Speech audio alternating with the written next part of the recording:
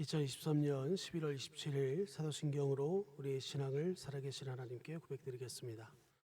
전능하사 천지를 만드신 하나님 아버지를 내가 믿사오며 그 외아들 우리 주 예수 그리스도를 믿사오니 이는 성령으로 잉태하사 동정녀 마리아에게 나시고 본디오 빌라도에게 고난을 받으사 십자가에 못 박혀 죽으시고 장사한 지 사흘 만에 죽은 자 가운데서 다시 살아나시며 하늘에 오르사 전능하신 하나님 우편에 앉아 계시다가 저리로서 산자와 죽은 자를 심판하러 오시리라.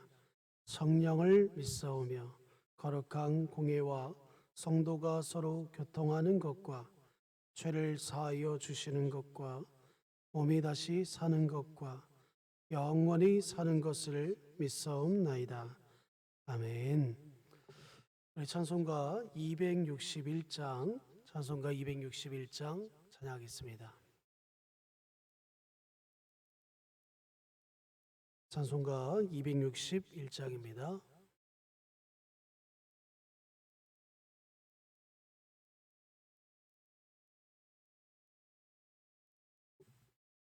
찬송가 261장입니다.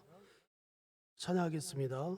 이 세상의 모든 죄를 밝히시는 주의 보혈 성자 예수 그 귀한 피 찬송하고 찬송하세.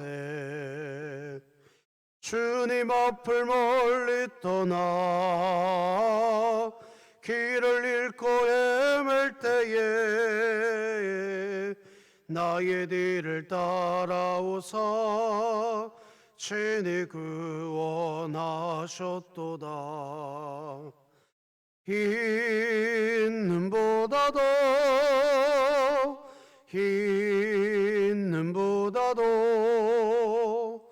주의 흘리신 보혈로 희게 씻어주옵소서.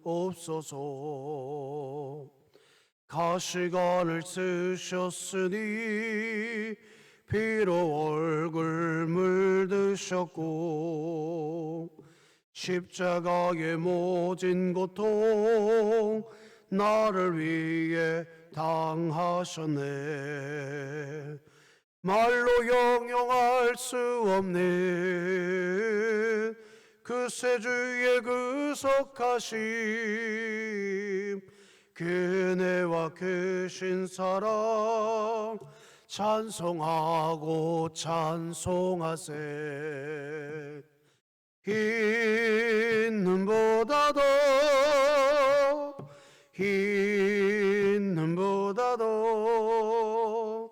주의 흘리신 보혈로 희게 씻어주옵소서. 아버지를 멀리 떠나 바른 길을 저버리고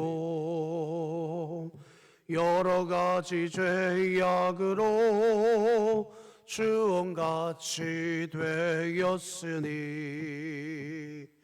물 같은 것 가지고는 씻을 수가 아주 없네. 주여 귀한 법의 피로 날 정결케 하옵소서. 흰 눈보다도 주의 흘리신 보혈로 희게 씻어주옵소서. 아멘. 아멘. 우리 진흥교회 주간기도표 11월 27일 월요일 우리 교회를 위해 기도합니다. 우리를 구원해 주시고 여전히 죄를 범한다 할지라도 용서해 주시며 영원한 모습으로 천국에 이를 때까지 함께 하시는 하나님의 사랑을 모든 성도가 알고 믿게 하시고 2023년 복음을 전수하는 가정을 세우는 교회가 되며 재능교회 구역 모임이 천국이 되게 하소서. 이웃을 위해 기도합니다. 주변에서 외롭고 쓸쓸하게 홀로 살아가는 어르신에게 재능교회 성도들이 때를 따라 적절한 도움과 담대한 복음 선포를 통해 남은 인생을 하나님께로 인도하게 하소서. 북한을 위해 기도합니다. 조국교회가 한마음으로 북한의 현실을 널리 알리고 함께 자유통일, 복음통일을 위해 힘써 기도하게 하시고 재능교회가 입양하여 섬기기 원하는 평안남도 광동군의 하나님의 은혜가 임하게 하소서. 자녀를 위해 기도합니다. 하나님이 세우신 가정마다 복음 아래 견고히 세워지게 하사 부모가 자녀를 말씀으로 잘 양육하게 하시고 가정 예배를 통해 늘 하나님의 말씀을 가까이 하는 가정이 되게 하소서. 국가와 열방을 위해 기도합니다. 포괄적 차별금지법을 마치 선국의 문화인 것처럼 부추기며 가정과 교회, 나라를 무너뜨리려 하는 악법을 제정되지 않게 하시고 이 땅의 모든 차별금지 법안이 완전히 사라지게 하소서. 선교와 전도를 위해 기도합니다. 수원지역 대학교 CCC 순장 순원이 항상 낮은 자의 마음으로 하나님의 말씀에 순종하며 하나님의 풍성하신 은혜를 날마다 누리게 하소서. 이 모든 것 우리 주 예수 그리스도의 이름으로 기도드립니다. 아멘. 오늘 하나님이 우리에게 주신 말씀은 욥기서 21장 17절에서 34절 말씀까지입니다. 구약성경 781쪽쯤에 있는 욥기 21장 17절에서 34절 말씀까지입니다.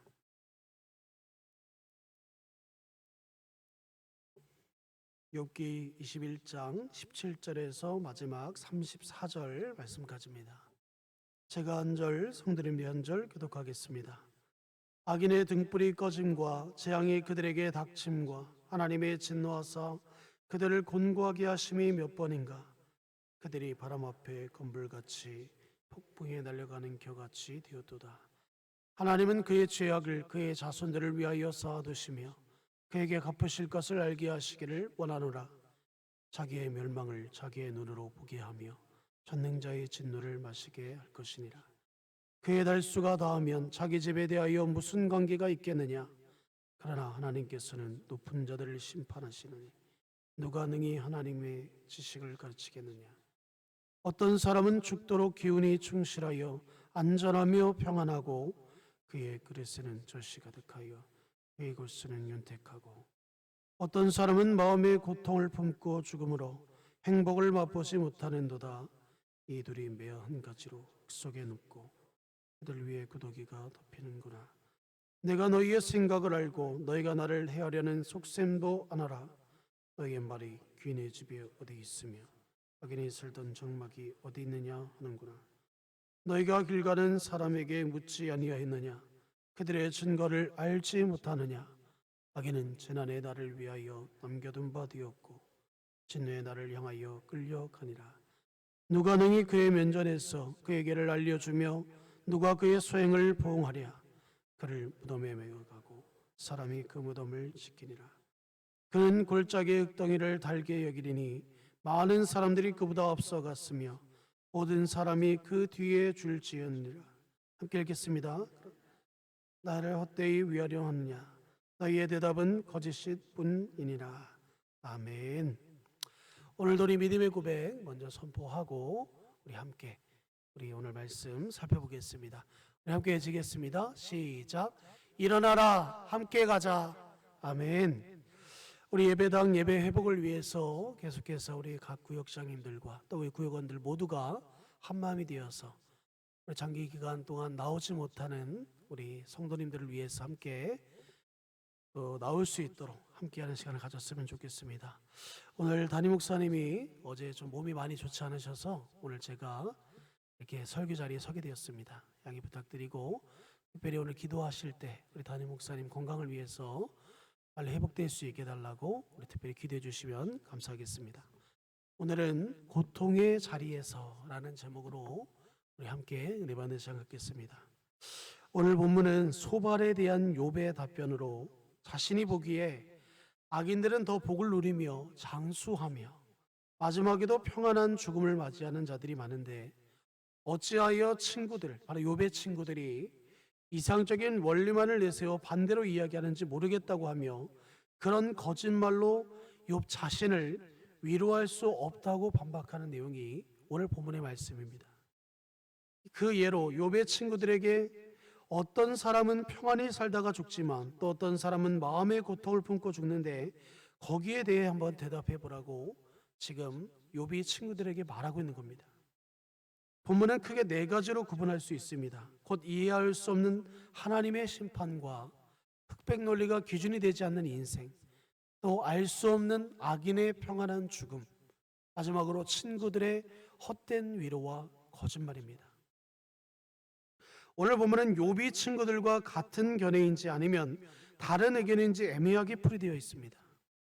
그 까닭은 부정의 답변을 전제하는 수사 의문문으로 모두 평서문 즉 설명하는 문장으로 오늘 본문을 소개하고 있기 때문이에요.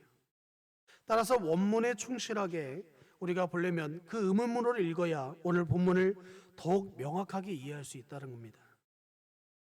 따라서 오늘 이 말씀을 통해서 하나님이 어떤 말씀을 하는지 우리가 좀 귀를 기울이는 시간이 되었으면 좋겠습니다. 악인은 재앙을 받는다는 욥의 친구들의 주장에 현실은 마치 그렇지 않다고 반박하는 것처럼 오늘 본문은 우리에게 말해주고 있습니다. 욥의 말처럼 악인도 형통하고 번성하며 편안하게 살다가 편안히 죽는 것이 우리가 보고 접하며 살아가는 현실이기 때문입니다. 성경은 분명히 악인에 대한 심판을 경고하고 있습니다. 그런데 욥의 말처럼 정작 현실의 상황에서는 성경의 말씀대로 경고대로 악인의 심판을 받는 거거나 또는 보응을 받는 것을 전혀 우리가 볼 수 없다는 겁니다. 그렇기 때문에 악인에 대한 심판의 경고를 마치 실현성이 없는 다만 성경에 기록된 내용 정도로 우리는 때로는 치부하거나 세상의 마지막 때에 될 일 정도로 막연하게 생각하는 것은 아닌지 모르겠습니다. 오늘날도 그렇다라는 겁니다. 이사야서 3장 10절에서 11절에 보면 이렇게 기록하는데 너희는 의인에게 복이 있으리라 말하라. 그들은 그들의 행위의 열매를 먹을 것이며 악인에게는 화가 있으리니 이는 그의 손으로 행한 대로 그가 보응을 받을 것임이니라. 이렇게 말씀하고 있습니다. 성도님들은 어떻습니까? 선지자의 이 말이 지금의 현실에 실현이 되고 있다고 생각하거나 또는 실현되어야 한다고 생각하고 있습니까? 악인은 마땅히 벌을 받아야 하고 하나님의 심판을 받아야 하고 그들은 하나님 앞에 보응을 받아야 된다고 생각합니까? 현실만 보면 선지자의 경고와는 무관하게 세상은 원하는 평안을 누리며 잘 사는 것처럼 보입니다. 이것이 현실인 것은 분명하기 때문에 세상이 심판에 대한 경고를 무시하는 것은 어떻게 보면 당연하다고 생각할 수도 있습니다. 성경이 악인에 대해 어떤 경고를 해도 현실성을 보면 실현성이 없다고 간주할 수밖에 없는 상황입니다. 그래서 여기서 오늘 20장 지난 시간에 살펴봤던 27절에서 29절에 보면 소발은 욥을 향하여 이렇게 말합니다. 같이 한번 읽어보겠습니다. 시작. 하나님이 그의 죄악을 드러낼 것이요 땅이 그를 대항하여 일어날 것인즉 그의 가산이 떠나가며 하나님의 진노의 날에 끌려가리라. 이는 악인이 하나님께 받은 분깃이요 하나님이 그에게 정하신 기업이니라. 소발이 생각하는 악인의 현실은 어떻습니까? 하늘이 날마다 죄악을 드러내면서 진노의 날로 그들을 끌고 갈 것이라는 표현을 하고 있어요. 이러한 소발에게 욥의 현실이 꼭 그러한 것처럼 보였습니다. 마치 하늘이 죄를 드러내고 진노의 날에 끌려가는 것과 같았다라는 거예요. 욥의 심정은 그랬다라는 겁니다. 소발은 악인에 대한 하나님의 진노가 현실에 행해지고 드러나야 된다고 주장하고 있지만 반면에 욥은 욥기서 30절에서 오늘 보면 30절에서 뭐라고 말합니까? 악인은 재날의 날을 위하여 남겨둔 바 되었고 진노의 날을 향하여 끌려가니라. 우리가 이 말씀을 주목할 필요가 있습니다. 이것이 바로 하나님에 대한 소발과 바로 욥의 시각의 차이라는 겁니다. 소발도 욥도 악인에 대한 하나님의 진노는 분명히 인정하고 있습니다. 다만 소발은 하나님의 진노를 현실에서 받는 재앙으로 확인하는 것이고 욥은 어떻습니까? 현재의 현실이 아니라 하나님이 일으키시는 재난의 날이 따로 정해져 있음을 말해주고 있는 거예요. 악인은 그날을 위하여 잠시 남겨둘 뿐이라는 것입니다. 그렇기 때문에 현실에서는 악인이 형통할 수도 있고 번성할 수 있기 때문에 소발의 주장처럼 현실의 재앙만을 바라보고 악인을 규정해서는 안 된다는 겁니다. 우리 때로는 그런 마음이 있죠. 어떤 정치인들을 바라보며 어떤 한 사람을 보면서 어떻게 저런 사람이 하나님 저런 사람을 그냥 놔두십니까? 어찌 저의 그 악행을 왜 바라만 보고 계십니까? 우리 가장 가까운 동포이며 가장 가까운 북한을 향해서 그렇게 말할 수 있고, 또는 어떤 묻지마 살인을 행하는 사람들 향해서 얘기할 수도 있고, 더 나아가서는 내가 너무나 잘 알고 있는 그 한 사람일 수도 있습니다. 그런데 우리가 여기서 분명히 알아야 될 것은 하나님은 그의 악행을 당연하게 여기며 지켜보고 계시는 것이 아니라는 거예요. 하나님의 때가 되면 그에게 기회를 주실 겁니다. 그가 돌아오기고 그가 자신의 죄를 회개하고 돌아오기를 원할 거예요. 그런데 끝까지 그것을 부인하고 거부하고 하나님을 결국에 인정하지 아니할 때에 그 끝은 어떻게 될지 너무나 잘 알고 있다는 겁니다. 사실 이러한 현실이 신자로서는 불만이 될 수 있습니다. 신자는 의인, 신자가 아닌 자는 악인으로 구별되어 날마다 악인에 대한 하나님의 심판과 봉이 있었으면 좋겠다는 생각을 할 때도 있습니다. 솔직한 심령이라고 할 수 있기 때문이에요. 아마 모든 기독교인이 바라는 믿음의 실효성이 그런 방법과 현실로 세상에 드러나기를 바랄 것입니다. 한 예를 들어 초대교회 성도들은 어땠습니까? 자신들이 그 노마의 압제에서 자신들의 그 압제와 애굽에서 때도 마찬가지죠. 애굽 안에 있을 때도 마찬가지입니다. 저 악인들은 하나님이 심판하셔서 다 쓸어버려 주시고 오직 자신들을 세워주실 그날을 소망하며 그런 메시아를 바라보지 않았습니까? 오늘날 우리 안에도 마찬가지라는 겁니다. 하지만 현실은 어때요? 우리가 원하는 것과는 전혀 다르게 흘러가기 때문에 믿음에 대한 확고함이 희미해질 때가 있습니다. 그러면 선지자가 말한 악인에게는 화가 있고 그의 손으로 행한 대로 보응을 받는다는 것은 어떻게 우리가 받아들이고 이해해야겠습니까? 이 경고 안에서 신자는, 성도는 세상을 어떻게 바라봐야 할까요? 무엇보다 무엇이 현실인가에 대한 이해가 필요할 것입니다. 대개 눈에 보이는 것을 현실로 생각하지만 그러나 현실은 지나가는 것이고 지금 순간이라는 지극히 부분적인 것일 뿐이라는 것을 우리는 기억해야 합니다. 그런 점에서 참된 현실은 바로 우리가 하나님의 말씀 안에서 찾아야 된다는 거예요. 악인에게 화가 있다는 것이 현실이고 행한 대로 보응이 있다는 것이 현실입니다. 눈에 보이는 현실이 어떻든 상관없이 악인은 자신의 손에 의하여 자신의 그 악행으로 인하여 행한 대로 보응을 받을 것이기 때문이에요. 따라서 현실의 악인들의 형통, 평안, 번성은 지나가는 것이라는 것을 분명히 기억하시기 바랍니다. 그 끝은 하나님으로부터 화를 받을 것이기에 세상에서의 형편으로 하나님과의 관계를 우리는 저울질할 수 없는 것입니다. 그럼에도 지금의 기독교는 소발을 비롯하여 다른 친구들처럼 눈에 드러난 현실을 증거로 삼아서 하나님과의 관계, 신앙을 확인하고 저울질하고 있습니다. 이것이 말씀 안에서 세상을 바라보지 않는 경우이기 때문이에요. 그게 현실인 것입니다. 하나님이 뭐라고 말씀하는지를 바라보고 있지 않는 거예요. 그냥 오직 내 눈과 내 판단과 내 경험에서 저 사람은 죽어야 마땅하다. 저 사람은 하나님의 정말 무서운 심판을 받아야 된다. 그렇게 말하고 있는 겁니다. 욥은 마지막으로 오늘 보면 31절에서 33절에서 뭐라고 말합니까? 악인들의 끝, 운명에 대해서 이렇게 설명하고 있어요. 같이 한번 읽어보겠습니다. 시작. 누가 능히 그의 면전에서 그의 길을 알려주며 누가 그의 소행을 보응하랴. 그를 무덤으로 메어가고 사람이 그 무덤을 지키리라. 그는 골짜기의 흙덩이를 달기 여기시리니 많은 사람들이 그보다 앞서갔으며 모든 사람이 그의 뒤에 줄지었느니라. 사람은 결국 죽게 되어 있고 먼저 간 사람이 있고 나중 가는 사람이 있다는 것. 그러나 결국의 결론은 어떻습니까? 모든 사람은 다 죽게 되었고 그가 행한 대로 하나님의 심판을 받게 되어 있다는 겁니다. 세상에서의 번성과 형통은 그렇기 때문에 의미가 없는 것입니다.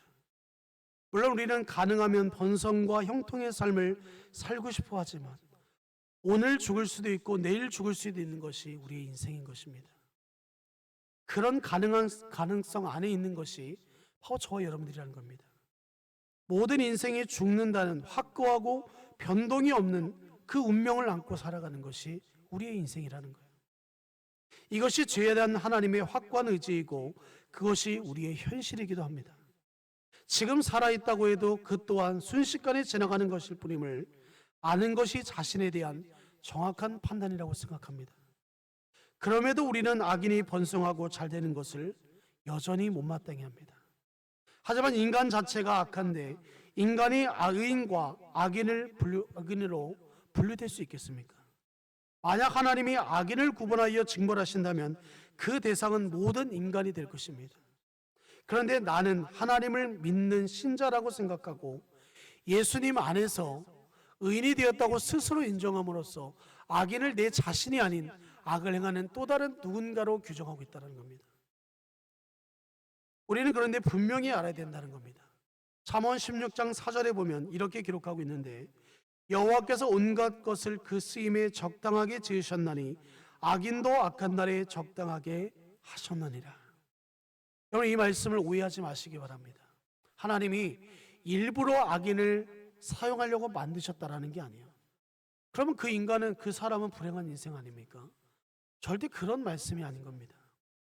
악인이 악인의 날에 적당하다는 표현한 이유가 무엇이냐면 그것은 악인이 존재함으로 인하여 세상이 악하며 악한 날에 심판이 당연하다는 것을 증거되기 위하여 이렇게 기록하고 있다는 겁니다. 그래서 하나님은 악인이 어떻게 살든 악한 날에 진노의 날까지 내버려 두신다는 겁니다. 간섭하지 않으시고 악인이 정한 자신의 목표와 계획을 위해 열심히 살도록 허용하실 뿐이라는 겁니다. 이것이 악인을 남겨두신 하나님의 뜻이라고 우리는 이해할 수 있습니다. 또 로마서 9장 17절에서 18절에 보면 이렇게 기록합니다. 성경이 바로에게 이르시되 내가 이를 위하여 너를 세웠으니 곧 너로 말미암아 내 능력을 보이고 내 이름이 온 땅에 전파되게 하려 함이라 하셨으니 그런즉 하나님께서 하고자 하시는 자를 긍휼히 여기시고 하고자 하시는 자를 완악하게 하시느니라. 여기서도 보면 뭐라고 말씀합니까? 애굽의 바로왕을 들 때에 하나님이 그를 무엇을 위하여 세웠다고 합니까? 너로 말미암아 내 능력을 보이고 내 이름을 온 땅에 전파되게 하렵니다. 여기서 내가 누구입니까? 하나님이 전지전능하신 하나님이심을 이스라엘 백성들에게 밝히고 그곳에 있는 모든 열방에 있는 그들을 향하여 내가 정말 살아있는 참신이고 전능자라는 것을 그들에게 보이겠다라는 거예요. 나 외에는 다른 신이 없다라는 것을 보여주겠다라는 겁니다. 하나님이 애굽의 바로왕을 완악하게 하시는 것은 인간의 기본 본성이라고 할 수 있는 완악함이 외적으로 드러나게 하셨다는 것을 말씀하고 있는 겁니다. 그것으로 세상이 애굽이며 심판을 받아야 할 마땅한 죽음의 장소라는 것을 보여주기 위해서라는 겁니다. 어쩌면 이것을 보여주기 위해서 바로는 완악한 인간으로 존재했어야 될지도 모릅니다. 신자는 애굽이라는 세상에서 어린 양의 피를 믿는 존재인 것을 믿으시기 바랍니다. 세상 속에서 자신도 애굽에 속한 자였음을 깨닫게 되고 예수님의 피의 은혜가 죽음에서의 구원의 능력으로 와진다라는 것이, 그것을 믿게 된다는 것이 바로 그가 신자라는 것입니다. 그래서 신자는 자신의 공로나 행위를 주장할 수 없는 것입니다. 심판을 받아야 할 악인으로 출발해서 그 어떤 의로움도 없이 순전히 예수님의 공로와 예수님의 의로 거룩함을 받고 부활의 생명에 속하게 되었음을 알게 된다는 것입니다. 그래서 구원을 받은 신자는 악인이 번성하고 믿는 자에게는 실패와 고통이 반복된다고 해도 주를 향한 그 마음에는 변동이 없는 것입니다.